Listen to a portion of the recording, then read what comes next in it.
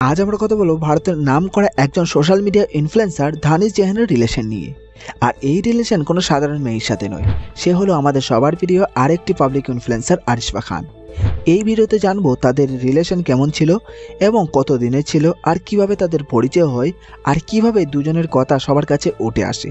তাই আশা করি ভিডিওটা শেষ পর্যন্ত দেখবেন, যাতে করে আপনিও পুরোটাই জানতে পারেন। দেখুন, যেহেতু ধানিশ জাহান আজ পৃথিবীতে নেই, তাই তাকে নিয়ে বারবার ভিডিও বানাতেও চাই না, কারণ একজন মৃত ব্যক্তির উপর ভিত্তি করে ভিউজ কামানোর ইচ্ছে আমার নেই।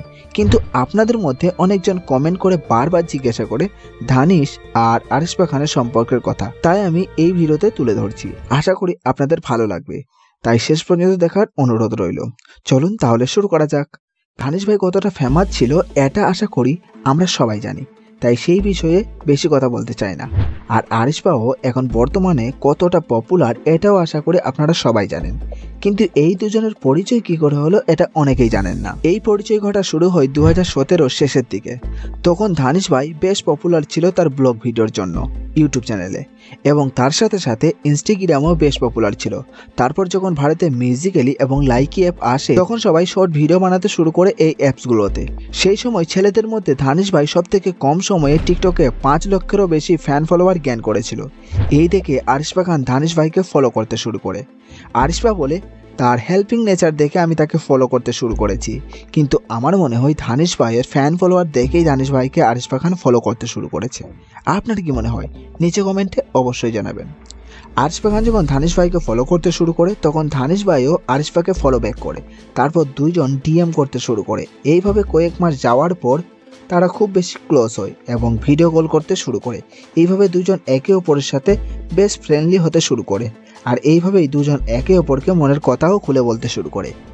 এখানে একটা কথা জানিয়ে দিই, অনেকেই মনে করে ধানিশ ভাই আর আরিশপা খান একসাথে দেখা করেছে বা মিট আপ করেছে, কিন্তু এটা হয়নি। আরিশপা একটা ইন্টারভিউ জানায়, আজও অবধি আমরা দুইজন মুখোমুখি হয়নি, কিন্তু এটা কতটা সত্যি আজও অবধি জানা যায়নি। ধানিশ ভাই যখন আরিশপার সাথে দেখা করার জন্য যায়, তখন আরিশপা শুটিংয়ে বিজি ছিল, এবং সেই বিজি থাকার কারণে আরিশপা খান ধানিশের সাথে দেখা করতে পারেনি।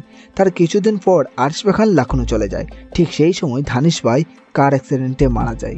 যখন ধানিশ ভাই মারা যায়, তখন আরিশপা খান লখনউতে ছিল। যেহেতু আরিশপা খান ধানিশের বেস্ট ফ্রেন্ড ছিল, তাই তার মৃত্যুর সময় তাকে শেষ দেখা দেখতে পায়নি বলে অনেক কান্নাকাটি করেছিল আরিশপা।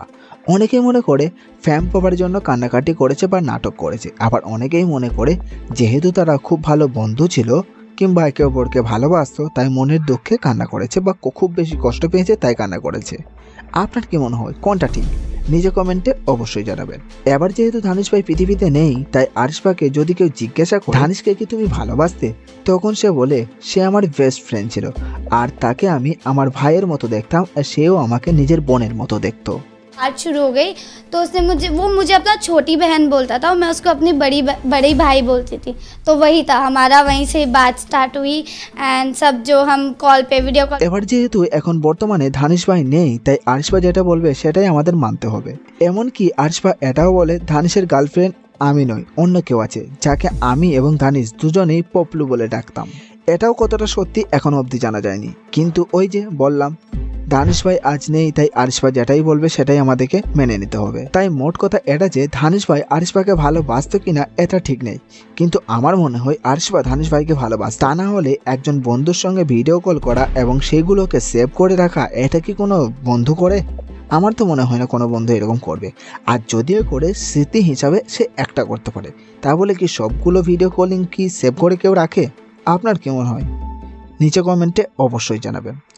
আবার অনেকেই মনে করে ধানিশ ভাইও আরিশপাকে ভালোবাসতো, কিন্তু কতটা সত্যি এটাও জানা যায়নি, আর জানাও যাবে না। আপনার কি মনে হয় তারা জাস্ট বন্ধু ছিল নাকি প্রেমিক প্রেমিকা? নিচে কমেন্টে অবশ্যই জানাবেন। ভিডিও শেষে একটা কথাই বলবো, আজ যেহেতু ধানিশ ভাই পৃথিবীতে নেই, তাই যদিও তাদের দুজনের মধ্যে সম্পর্ক থেকে থাকে, সেটা আমাদের ভুলে যাওয়া দরকার, কারণ আমরা চাই না যে ধানিশ ভাইয়ের জন্য আরিশপা আর কোনো প্রবলেমে পড়ুক বা তাকে কোনো কথা শুনতে হোক।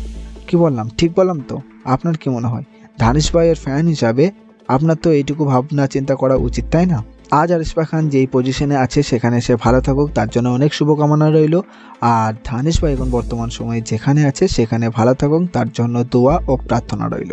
তাহলে দেখা হচ্ছে আরও একটা নতুন কোনো ভিডিওতে। ততক্ষণ আপনারাও ভালো থাকুন এবং সুস্থ থাকুন।